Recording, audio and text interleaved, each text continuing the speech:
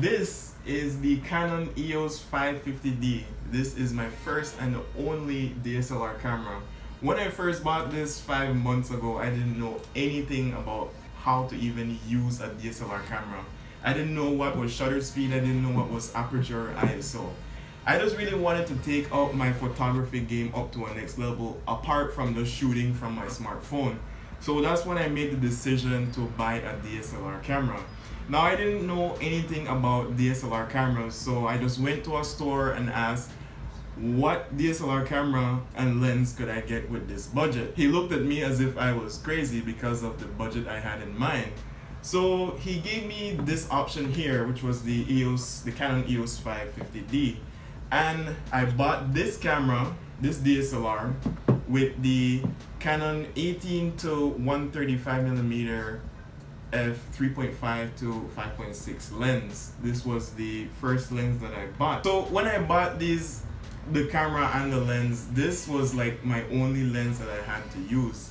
And for the most part, this is like my go-to lens, especially in daylight. Because of the focal length, it covers a pretty wide range from 18 millimeters all the way to 135. This means that I could do everything from landscape photography, street photography, portrait photography, and even a little bit of macro photography. And because of that, this has been my primary lens of choice. But where it really starts to fall short is in low light photography.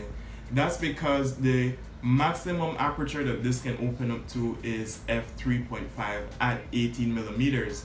If you zoom just a little bit past that, the maximum aperture opens up to only f4, and it only goes up from there to f5.6. So like, as you can imagine, with an aperture that low, this lens can only do so much in low light photography without a tripod. That's where this lens comes in. This is the 50mm f1.8 lens. Now, this is my go-to lens when it comes to portrait photography and street photography. Why I like this lens is because it goes to an aperture of f1.8, which lets in a lot more light than my Canon 18 to 135. This has been responsible for a lot of the nice portrait pictures you've seen of me lately, thanks to my photographer. Should I mention your name? Yeah, you can check out my YouTube channel. Yeah. Below. Yeah, this has been responsible for a lot of the nice portraits you've seen of me lately. It gives you that nice shallow depth of field, and it works really great in low light photography. So when it comes to low light photography and portraits, street photography, this is my go-to lens. I don't really need to use this with a tripod unless the lighting really gets poor. The only downside to this lens though is its quality. This lens is made up of mostly plastic, and the focus ring feels very flimsy. So it's easy to miss focus on this, and it's also very cheaply made. So you ought to be very careful when handling this lens because these are known to break. This lens also does not have image stabilization, but it does have autofocus. For Canon to have a 50mm f1.8 lens for this price point, then obviously they had to compromise somewhere, and I really think this is a good lens for the price. One thing I forgot to mention is that this 18 to 135mm Canon lens does have image stabilization on. This is especially useful for when you're using really long focal lengths, and it's also my go-to lens when I'm doing video recording. That's because it provides just a little bit more stabilization so that I don't have to worry too much about that when I'm in post. But for any beginner just getting into photography, I highly recommend this camera, simply because it's very cheap. It's an entry-level camera, and it's a great way to get into photography. Another item that I bought is the Rode, what is this called? Another cool piece of tech that I bought for my camera is the Rode Video Micro. Now this is very, very popular with YouTubers simply because it's very small and compact, and it provides really great audio for the price and its size. And the neat little thing about this is that you just plug it into your camera or whatever device you have and it powers it. You don't need any external power for this to work. And this is what I use primarily for my YouTube videos. Right now I'm recording from my iPhone 7 and the audio probably isn't that good compared to when I'm using this. So I highly recommend the Rode Video Micro for YouTubers because this is very cheap and affordable and it provides great audio quality for the price. It also comes with what the hell is this? This mic also comes with the mic cover thingy, I guess what it's called. Well, it comes with this out of the box so that it can block wind noise, and that's what makes it really worth it for the price as well. So again, I highly recommend getting this, especially if you're going into YouTube and videography. So another cool piece of tech that I bought from my camera is the variable ND filter, and what this does is that it allows only a certain amount of light from passing through it. So by turning this little ring here, I can vary the amount of light that passes through the filter. And this is very useful when you're in bright sunlight and you want that shallow depth of field. What will happen is that your images or video will tend to be overexposed.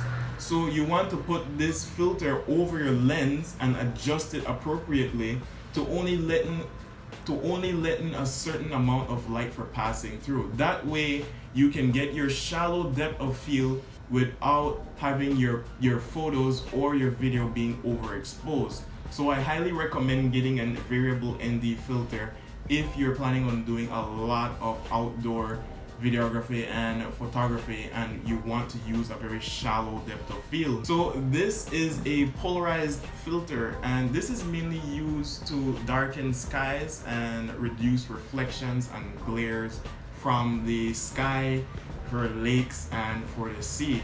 And again, this is mainly used for landscape photography. I highly recommend using this when you're outdoors and you want to cut through reflections where it's not needed. I always carry around 2 batteries whenever I go out and take pictures. One battery usually gets me through whatever I'm doing, but when I do videography as well, I always carry around the extra battery just in case. So it's always good to have an extra battery because you never know the circumstances which you're going to be in, and you don't want your camera to die on you and then you miss all the important shots. So last but not least is the tripod. I know this seems very mundane, but a tripod is very important to have, especially when you're doing landscape photography and also low light photography. The reason to have a tripod is when you're doing in low light situations is to prevent camera shake.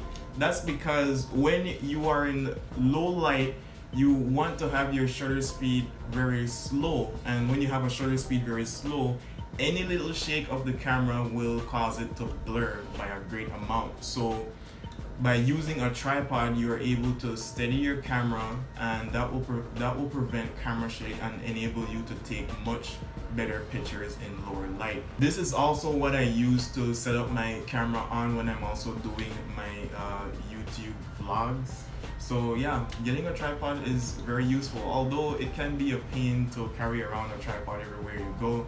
But it's a good practice to take your tripod with you, which is a habit I'm trying to get into, because many times I've went out and I realized, oh, I should have bought my tripod, because we ended up staying out later than usual and it gets late, and as a result, you know, there's too much camera shake, and then, you know, I just wish I brought my tripod. This is what separates the amateurs from the professionals.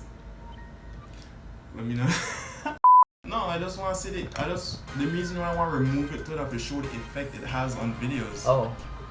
Why don't you just pull it out to the shop? That's what I wanted to do. Oh. So one other piece of tech that I really recommend for YouTubers is this. This is what I call my key light. This is an LED panel which I use for almost all of my YouTube videos. I usually turn this on and I aim it up at the ceiling to bounce the light off, so it creates a more softer light on my face. That way the video looks much more appealing even when I have the lights completely off. This can also be used for photography as well when you want to create a soft light on your subject matter.